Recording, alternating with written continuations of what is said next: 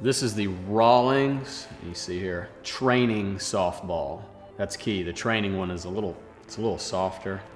So people that are a little more sensitive when it comes to myofascial release, etc., this will be a better ball. And like I was just saying, I use it for myofascial release, rolling out. When you don't have access to a big bag or big space, you're flying on an airplane to go meet a client somewhere and they need a training session outside real quick, stuff like that. You want to have this softball with you because you can roll out different parts of the body, upper body, pecs, lats. You can go lower body, IT band, calves, anything you can think of you can do with this. It's the training softball though. It is a little softer and it's better for more clients than the hard one. So it's good. I use this all the time. You can also do agility drills and stuff like that, lateral movement, throwing the ball, catching, stuff like that. But it's great. Got to have this in your training kit.